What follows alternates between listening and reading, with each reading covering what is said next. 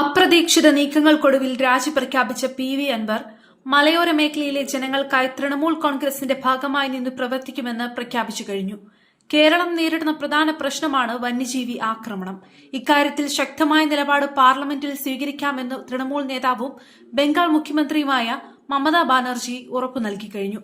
മമതയാണ് രാജിവെക്കാൻ നിർദ്ദേശിച്ചത്. ശനിയാഴ്ച സ്പീക്കർ AN ഷംസീറിന് രാജിക്കത്ത് ഇമെയിൽ അയച്ചിരുന്നു.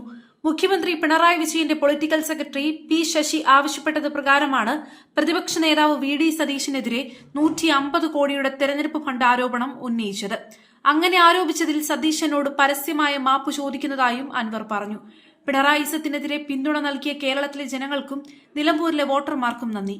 രാജിവെക്കാൻ ഉദ്ദേശിച്ചല്ല കൊൽക്കത്തയിൽ പോയതെന്നും കേരളം നേരിടുന്ന പ്രധാന പ്രശ്നമായ വന്യജീവി ആക്രമണത്തിൽ ശക്തമായ നിലപാട് പാർലമെന്റിൽ സ്വീകരിക്കണമെന്നും ബംഗാൾ മുഖ്യമന്ത്രി മമതാ ബാനർജിയോട് താൻ ആവശ്യപ്പെട്ടിട്ടുണ്ട് എന്നും പാർട്ടിയുമായി സഹകരിച്ചാൽ ദേശീയ തലത്തിൽ പ്രശ്നം ഉന്നയിക്കാമെന്നും മമത ഉറപ്പു നൽകിയെന്നും ഇന്ത്യയിലെ മലയോര മേഖലയിലെ ജനങ്ങൾക്ക് വേണ്ടിയാണ് ഇനി പോരാട്ടമെന്നും അതിനുവേണ്ടിയാണ് രാജിവെച്ചതെന്നും PV അൻവർ പറഞ്ഞു. കേരളത്തിലെ മാത്രമല്ല ഇന്ത്യയിൽ പലയിടത്തും ജനങ്ങൾ നേരിടുന്ന വന്യമൃഗ ആക്രമണം തടയാൻ വേണ്ട നടപടികൾ സ്വീകരിക്കാമെന്നും മമത അറിയിച്ചു. ഇതേ തുടർന്നാണ് തൃണമൂലിന്റെ ഭാഗമായത്. രാജിക്ക് മുമ്പായി നിലമ്പൂരിലെ ജനങ്ങളോടും സാമുദായിക നേതാക്കളോടും ചർച്ച നടത്തിയിരുന്നു.